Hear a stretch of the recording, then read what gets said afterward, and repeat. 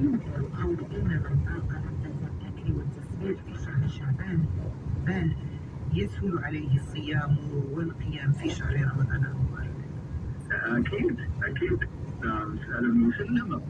يعني باستعداد الإنسان يستعد بدنيا كيصوم ويقوم ويدير الخير بالبدن ديالو بالجوارح ديالو، ويستعد نفسيا بمعنى ويسمع ما يحضه على الاستقبال شهر رمضان من الخطب والمواعظ، وكذلك روحيا حيث تزود بذكر الله في شهر شعبان باش يسهل عليه غير فريضة الصيام وكذلك القيام.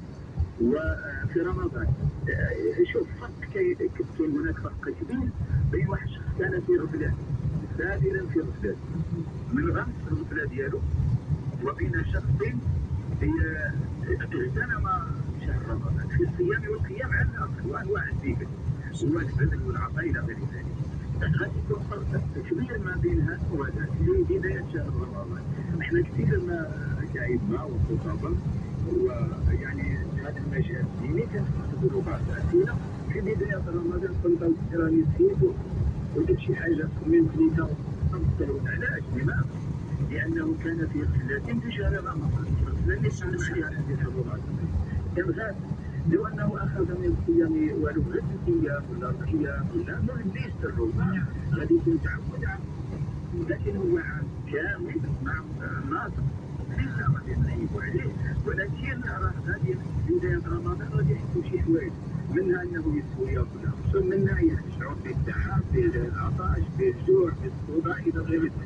كذلك القيام اول ليله نقوم فيها ما دام انه لم يتزود في شهر شعبان من القيام غادي اول مره يشعر بالتعب والعياء الكثير بالقيام. فلذلك يعني عندها في البدايه من تنبدا القيام والصيام كنشعر بهذا، ما فيهاش صعوبه ابدا، ما فيهاش اشكالات ولا يعني التعسير في الاحكام ديالها. الحمد لله الله سبحانه وتعالى يقول ولقد يسرنا القران للذكر فهل من مدكر. ان هذا الدين يسر.